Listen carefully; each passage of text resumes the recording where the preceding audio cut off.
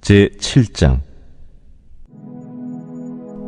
내 아들아, 내 말을 지키며 내 계명을 간직하라. 내 계명을 지켜 살며 내 법을 내 눈동자처럼 지키라. 이것을 내 손가락에 매며 이것을 내 마음판에 새기라. 지혜에게 너는 내 누이라 하며 명철에게 너는 내 친족이라 하라. 그리하면 이것이 너를 지켜서 음녀에게 말로 호리는 이방 여인에게 빠지지 않게 하리라. 내가 내 집 들창으로 살창으로 내다보다가 어리석은 자 중에 젊은이 가운데에 한 지혜 없는 자를 보았노라. 그가 거리를 지나 음녀의 골목 모퉁이로 가까이하여 그의 집 쪽으로 가는데 저물 때, 황혼 때, 깊은 밤 흑암 중이라. 그때 기생의 옷을 입은 간교한 여인이 그를 맞으니 이 여인은 떠들며 완악하며 그의 발이 집에 머물지 아니하여 어떤 때에는 거리, 어떤 때에는 광장, 또 모퉁이마다 서서 사람을 기다리는 자라. 그 여인이 그를 붙잡고 그에게 입맞추며 부끄러움을 모르는 얼굴로 그에게 말하되, 내가 화목제를 드려 서원한 것을 오늘 갚았노라. 이러므로 내가 너를 맞으려고 나와 네 얼굴을 찾다가 너를 만났도다. 내 침상에는 요와 애굽의 문이 있는 이불을 폈고 모략과 침향과 계피를 뿌렸노라. 오라, 우리가 아침까지 흡족하게 서로 사랑하며 사랑함으로 희락하자. 남편은 집을 떠나 먼 길을 갔는데 은주머니를 가졌은즉 보름날에나 집에 돌아오리라. 여러 가지 고운 말로 유혹하며 입술에 호리는 말로 꿰물어 젊은이가 곧 그를 따랐으니 소가 도수장으로 가는 것 같고 미련한 자가 벌을 받으려고 쇠사슬에 매이러 가는 것과 같도다. 필경은 화살이 그 간을 뚫게 되리라. 새가 빨리 그물로 들어가되 그의 생명을 잃어버릴 줄을 알지 못함과 같으니라. 이제 아들들아, 내 말을 듣고 내 입의 말에 주의하라. 내 마음이 음녀의 길로 치우치지 말며 그 길에 미혹되지 말지어다. 대저 그가 많은 사람을 상하여 엎드러지게 하였나니 그에게 죽은 자가 허다하니라. 그의 집은 스올의 길이라. 사망의 방으로 내려가느니라. 하나님 말씀은 구약성경 출애굽기 9장 27절에서 35절 말씀입니다. 다 같이 일어나서 하나님의 말씀을 경청하겠습니다. 하나님 말씀을 봉독하겠습니다.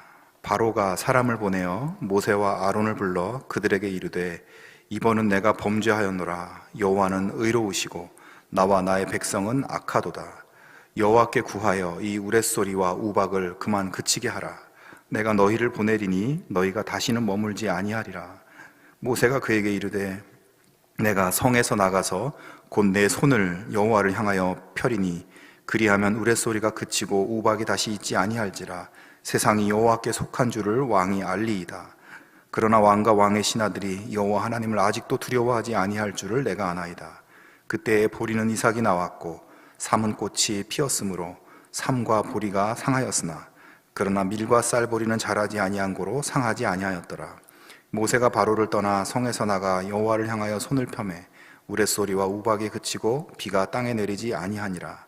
바로가 비와 우박과 우레소리가 그친 것을 보고 다시 범죄하여 마음을 완악하게 하니 그와 그의 신하가 꼭 같더라. 바로의 마음이 완악하여 이스라엘 자손을 내보내지 아니하였으니 여호와께서 모세에게 말씀하심과 같더라. 아멘. 요즘 날씨가 무척 덥습니다. 한낮 기온이 35도를 넘어서 이제 좀 있으면 40도까지도 될 것 같아요. 어제 뉴스를 보니까 이 시냇물도 너무 뜨거워져서 이 냇물에 사는 물고기도 이렇게 떼죽음을 당했다는 그런 뉴스까지 봤어요. 왜 이렇게 유별나게 더운지 분석한 것을 보니까 우리나라의 이 북쪽의 티벳 고기압과 남쪽의 북태평양 고기압이 이제 한반도 위에서 충돌하면서 우리나라가 이 고기압 뜨거운 공기에 갇히는 열돔 현상 때문에 그렇다고 합니다. 쉽게 말해서 고기압이 냄비 뚜껑처럼 우리나라를 덮고 있는 것이죠. 그래서 그렇게 더운 거랍니다. 열돔 현상, 이전에는 이런 말 들어본 적도 없는 것 같은데 듣도 보도 못한 그런 현상이 벌어지고 있어요. 근데 이게 우리나라만 그런 줄 알았더니 지난 6월에 캐나다 서부 지역도 기온이 무려 50도까지 올라갔다고 합니다. 원래 이 지역은 여름에도 에어컨이 필요 없을 만큼 그렇게 서늘한 지역인데 섭씨 50도까지 올라간 거예요. 이런 극단적인 폭염 때문에 산불도 나고 그래서 한 마을이 완전히 불에 다 태워지는 그런 엄청난 재앙이 벌어졌다고 합니다. 이 지역도 마찬가지로 이 캐나다 북서부를 맴돌고 있는 고기압이 이제 이 지역을 덮고 있는 열돔 현상 때문이라고 해요. 이렇게 폭염의 피해를 받고 있는 지역이 있는가 하면 몇 주 전에 서유럽에서는 또 홍수로 기록을 세웠습니다. 7월 한 달 동안 내리는 강수량이 하루 동안 퍼부은 거예요. 그래서 강이 범람하고 산이 무너지고 집들이 다 파괴되고, 더 안타까운 것은 요양시설에서 주무시고 계시던 장애인들이 홍수가 난 줄도 모르고 자고 있다가 그대로 익사하고 말았다는 소식입니다. 얼마나 참 마음 아픈 소식입니까? 근데 이 지역이 참 서유럽의 부자 나라들 지역이에요. 그런 걸 보면 아무리 돈이 많고 선진국이어도 이 자연재해 앞에서 참 힘이 없구나 하는 생각이 듭니다. 이런 서유럽의 홍수를 비웃기라도 하는 듯 중국에서도 엄청난 홍수가 있었는데, 이 중국 중부 지역에 3일 내내 비가 내렸는데 내린 양이 600mm라고 해요. 600mm면 1년 동안 내리는 강수량입니다. 1년 동안 내릴 양이 3일 동안 내렸으니까 상황이 어떻게 되겠어요? 완전히 폐허가 돼버렸습니다. 여러분, 그런데요, 이런 일들이 뉴스에서나 보는 남의 나라, 남의 일이 아니라 우리나라, 우리 동네에도 이런 일들이 언제든지 일어날 수 있다는 것을 우리는 기억해야 합니다. 지난주 뉴욕 타임즈의 한 기사 제목을 보았는데요, 이런 제목이에요. 영어로 돼 있어서 일단 영어로 읽어보겠습니다. Fire, floods, dead fish, climate change fuels extreme weather with no return to normal. 한국말로 하면 화재, 홍수, 죽은 물고기, 기후변화가 돌이킬 수 없는 극단적인 날씨를 부추기고 있다라는 그런 기사였습니다. 저는 이 문장 마지막에 No return to normal 이라는 이 글귀가 굉장히 오래 마음에 남았습니다. 쉽게 말해서 기후변화로 인해서 우리가 알던 평범한 날씨로 돌아갈 수 없다는 뜻이에요. No return to normal. 여러분은 봄, 여름, 가을, 겨울 중 어느 계절이 좋습니까? 사람마다 다 좋아하는 계절이 있는데 저는 그런 질문을 하면 사계절이 다 좋다고 합니다. 여러분이 그림을 보십시오. 봄, 여름, 가을, 겨울의 그림이잖아요. 근데 얼마나 각 계절마다 아름답고 또 각 계절의 특징과 매력이 보이질 않습니까?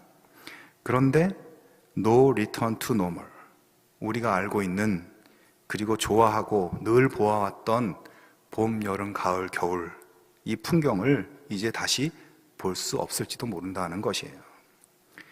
저는 요즘 목양실에 있을 때 가끔 에어컨을 켜지 않고 선풍기를 켜놓고 힘들지만 더위를 그냥 몸으로 느끼면서 지내보곤 합니다. 땀이 흐르고 너무 더워서 못 견디겠으면 시원한 얼음물을 먹고 또 찬물에 세수도 하고 그러면서 버텨봅니다. 여러분, 한 10여 년 전만 해도 우리가 다 여름을 그렇게 나지 않았습니까? 우리 집에 에어컨이 들어온 것이 몇 년 되지 않았어요. 원래 여름은 더운 거고 여름의 일상은 선풍기를 켜놓고 시원한 수박, 참외 썰어 먹고 찬물에 발을 담그고 계곡이나 바닷가로 잠깐 피서를 다녀오고 이런 것이 일상의 원래 여름입니다. 자, 그런데 그런 일상으로 돌아갈 수 없다. No return to normal.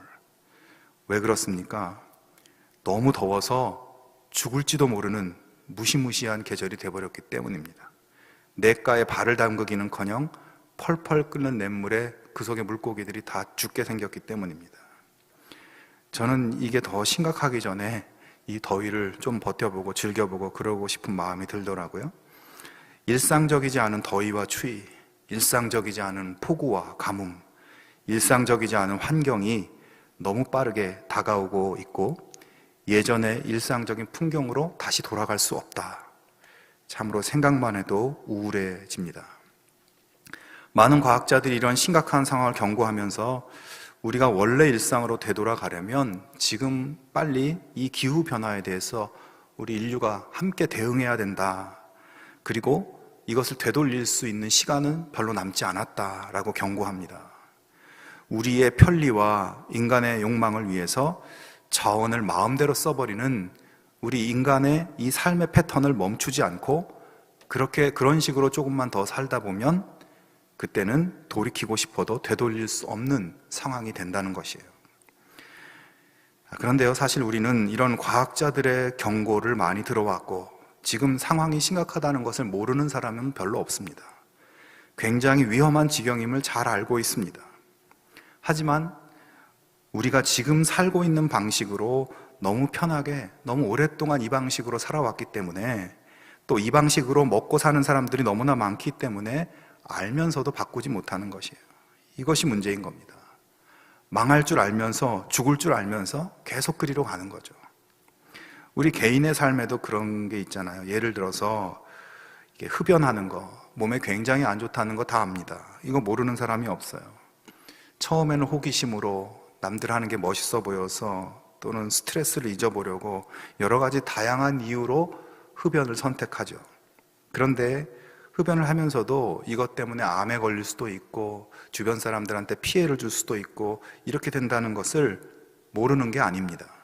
그런 걸 잘 알면서도 때가 되면 내가 마음만 먹으면 언제라도 이걸 그만둘 수 있다고, 내가 스스로 통제할 수 있다고 자신하면서 계속 그걸 선택하는 거죠.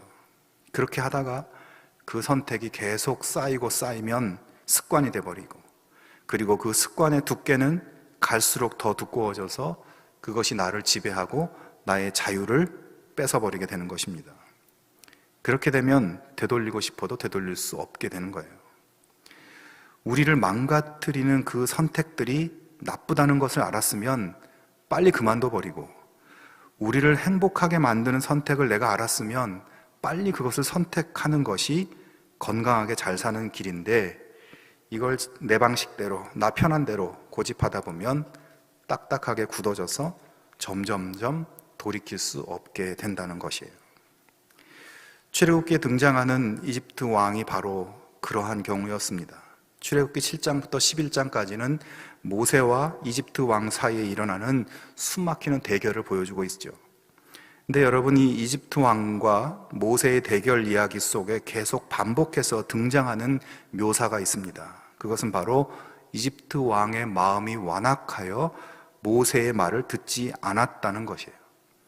이 말이 계속 반복돼요. 여기서 완악하다라는 말은 고집을 부렸다, 이렇게 번역할 수도 있습니다.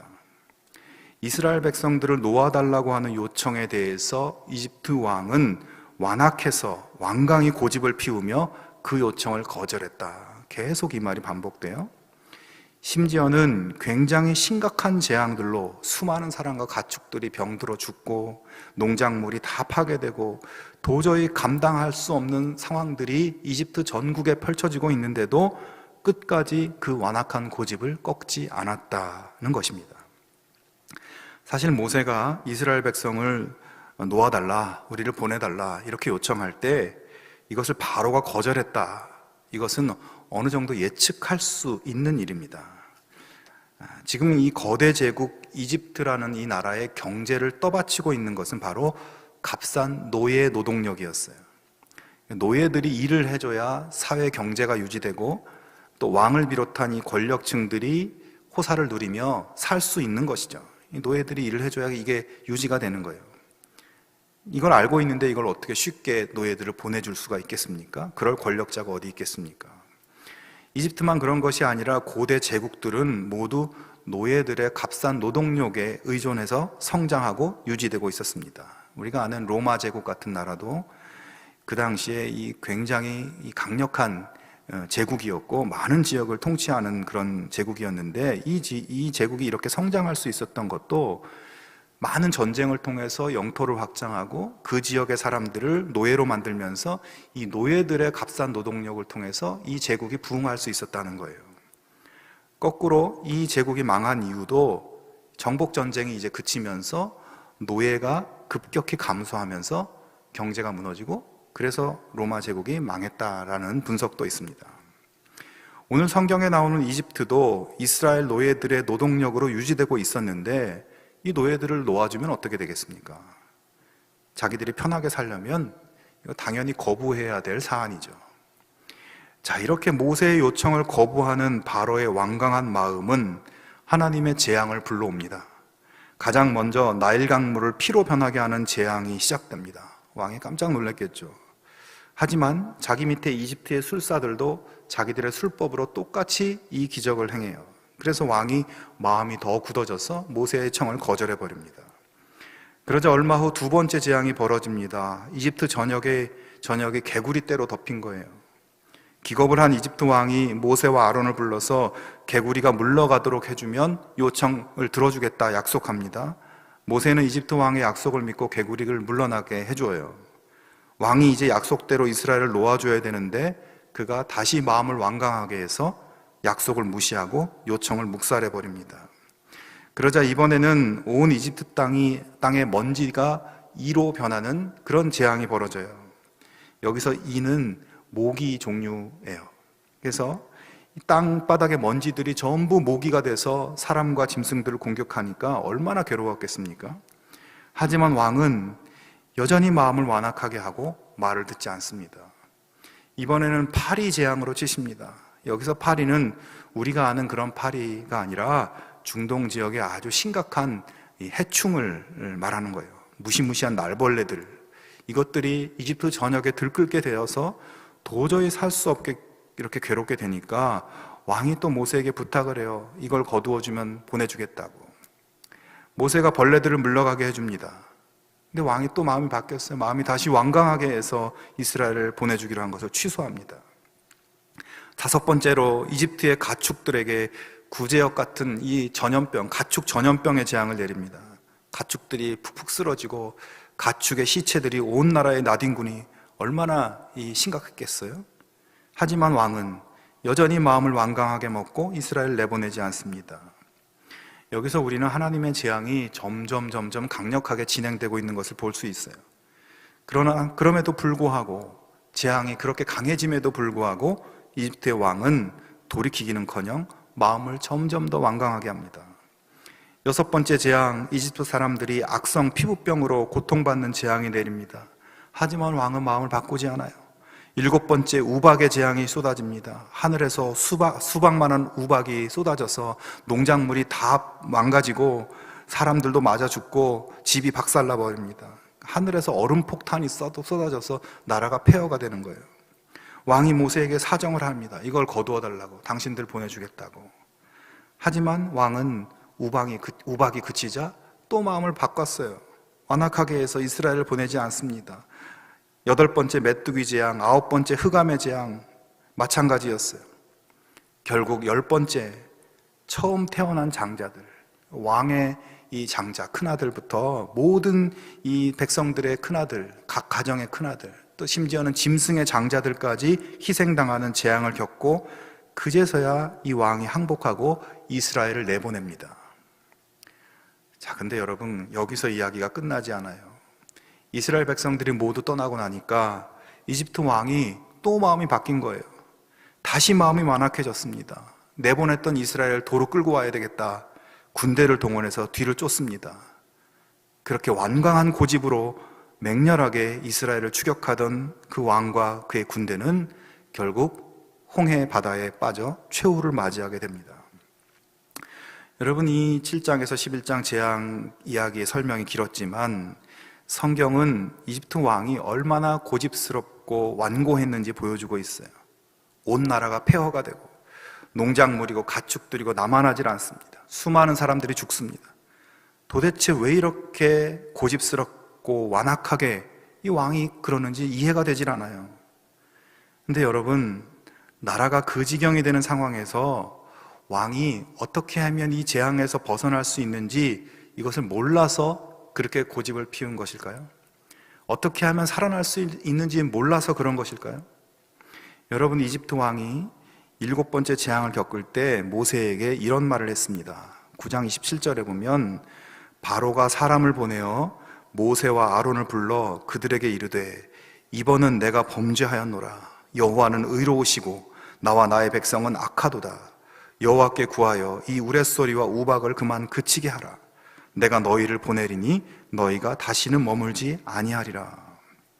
자, 8번째 재앙 때에도 왕이 이렇게 말합니다. 10장 16절에 보면 바로가 모세와 아론을 급히 불러 이르되 내가 너희 하나님 여호와와 너희에게 죄를 지었으니 바라건대 이번만 나의 죄를 용서하고 너희의 하나님 여호와께 구하여 이 죽음만은 내게서 떠나게 하라.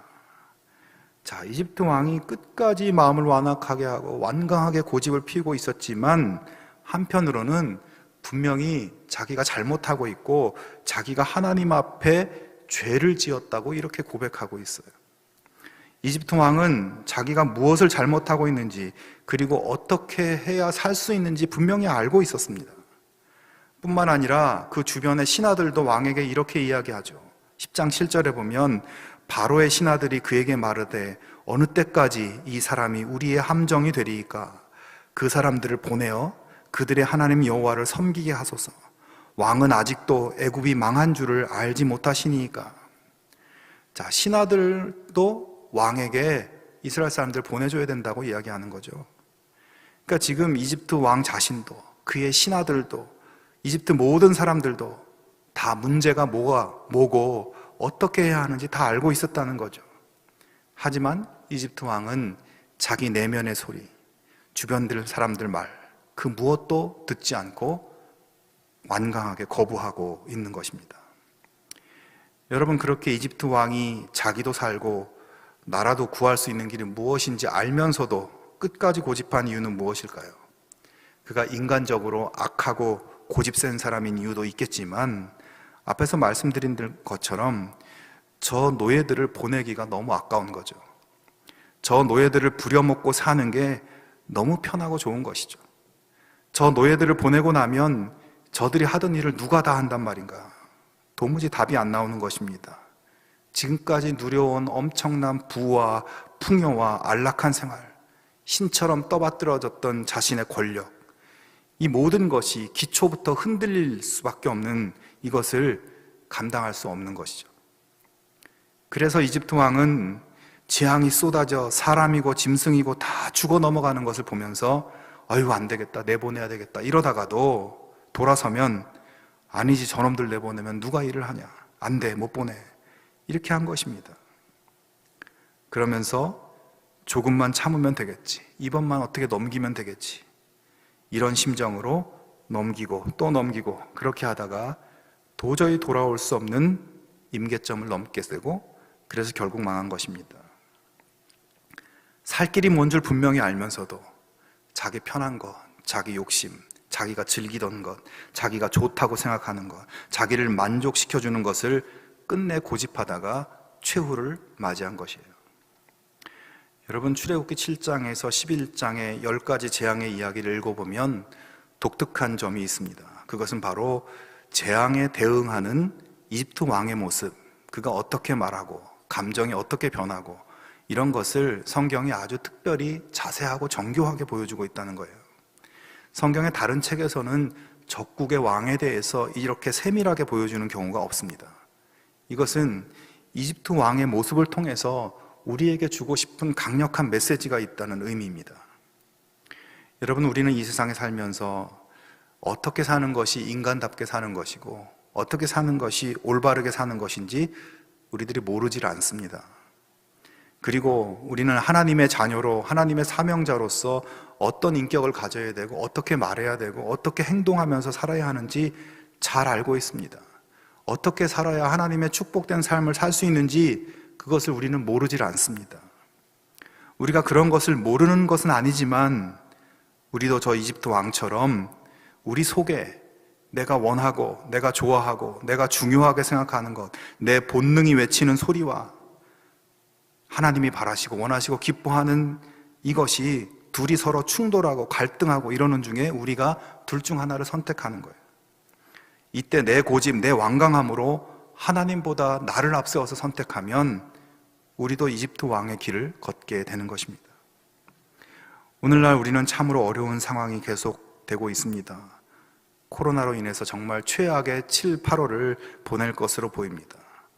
이 시기를 어떻게 보내야 될까? 그런데 여러분, 우리가 이 힘든 시기를 어떻게 살아야 하며 어떻게 보내야 하는지 또한 모르지 않습니다. 세상을 보며 상황을 보며 염려하고 걱정하며 사는 것이 아니라 이 시기에 우리는 더욱 하나님을 가까이 하고 더 하나님을 진실하게 예배하고 하나님 말씀을 더 가까이 하고 그 말씀에 순종하고 기도하면서 하나님과 동행하는 삶을 우리가 결단하고 더 그렇게 살아야 내가 그나마 살 수 있다는 것을 우리는 모르지 않습니다. 하지만 우리는 그걸 잘 알고 있으면서도 세상 살아가는 일이 더 급하고 세상에서 내가 이루고 싶은 일, 나를 즐겁게 해주는 일에 내 마음을 더 쓰면서 세상 염려와 유혹에 빠져서 그쪽을 선택하며 내 생각을 고집하며 살아가고 있는 것입니다. 신앙생활 열심히 하는 거 그거 좋지. 가정예배 좋은 거 다 알지. 말씀 읽고 배우는 거 좋지. 근데 지금 요즘은 내가 먹고 사는 것도 바쁘고 내가 해야 하고 하고 싶은 일, 내 문제부터 일단 좀 해놓고 나중에 조금 여유 생기면 그때 가서 내가 신앙생활 열심히 해볼게. 내가 그래도 모태신앙이고 그래도 전에는 열심히 봉사도 했었고 전에는 정말 성경도 열심히 읽었고 나 영적 체험도 많고 그랬던 사람이야. 지금은 내가 사는 게 바쁘고 좀 힘들어서 조금 멀어져 있는데 나 어디 안 가, 변하지 않아. 조금 있으면 돌아갈 거야. 열심히 할 거야. 여러분, 시간이 얼마 남지 않았습니다. 그리고 우리의 그러한 선택들이 매 순간 쌓이다 보면 그게 습관이 되고 그 습관의 무게와 속도는 우리가 도저히 돌이킬 수 없는 그런 것이 되고 말 것입니다. 그리고 그렇게 끝나는 것입니다. 지금 하나님께로 가까이 오지 않으면 나중이란 없습니다. 사랑하는 여러분, 세상에는 딱 두 부류의 사람이 있어요. 영에 속한 사람과 육신에 속한 사람입니다. 우리는 하나님의 영에 속한 사람입니다. 영에 속한 사람은 하나님으로부터 오는 영적인 힘, 하나님이 주시는 영적인 지혜를 가지고 세상에 살면서 주의 나라와 주의 뜻을 이루어가는 주님의 자녀들입니다. 영에 속한 우리가 영의 일을 밀어놓고 육신에 속한 사람처럼 살고 육신에 속한 사람처럼 선택한다면 우리가 어떻게 될까요? 이집트 왕을 보십시오. 어떻게 보면 이 사람 참 불쌍한 사람입니다. 하나님께 순종하는 것이 자기가 살 길인 걸 알면서 그리고 자기가 하나님께 순종하지 않는 것을 자기 입으로 죄라고 말하면서 그리고 자기가 그 죄를 지었다고 하면서 반대편에서 끊임없이 들려오는 자기 안의 소리에 굴복당하다가 불쌍하게 최후를 맞지 않았습니까? 여러분, 우리가 그렇게 되지 않기를 바랍니다. 세상에 주민등록을 하고 살지만 우리의 소속은 하나님께 있고 하나님의 영에 속한 사람의 삶의 패턴을 우리가 선택할 수 있기를 바랍니다. 여러분이 이미 잘 알고 있는 하나님 자녀의 축복된 삶의 모습을 지금 선택하고 지금 바꾸실 수 있기를 바랍니다. 지금 내 방향을, 내 삶의 방식을 하나님 우선, 말씀 우선, 예배와 기도 우선 이 패턴으로 바꾸실 수 있어야 됩니다. 오늘의 삶이 힘들어서 한탄하면서 다른 것으로 풀려고 하지 말고 하나님 생각을 한 번 더 하고 말씀 한 절이라도 한 번 더 보고 기도 한마디를 더 하고 그렇게 하나님 쪽으로 우리 삶의 방식을, 패턴을 지금 바꿔보실 수 있기를 바랍니다. 하나님의 놀라운 축복이, 하늘 축복이 여러분에게 열릴 것입니다. 그 은혜와 축복의 날이 우리 모두에게 아름답게 비춰질 수 있기를 주님의 이름으로 축원합니다. 함께 기도하겠습니다. 하나님 아버지, 우리 안에 세상을 향해 더 넘어가 있는 우리의 의식과 우리 마음의 중심을 주님께로 돌려놓고 주님을 향하게 하여 주시옵소서. 완강하게 나의 생각과 나의 바램만을 추구하며 살았던 그 삶의 방식에서 하나님이 주인이시고 하나님이 원하시는 뜻에 더 초점을 맞추며 살아가는 우리 삶이 되게 하여 주시옵소서. 코로나로 인해 여러 가지 삶의 문제, 관계의 문제로 인해 답답하고 염려되는 우리의 심령에 자유케 하시는 성령의 빛을 비추사 우리가 정말 하나님과 동행하며 하나님 주시는 하늘의 평강과 축복을 누리게 하여 주시옵소서. 예수님의 이름으로 기도하옵나이다. 아멘.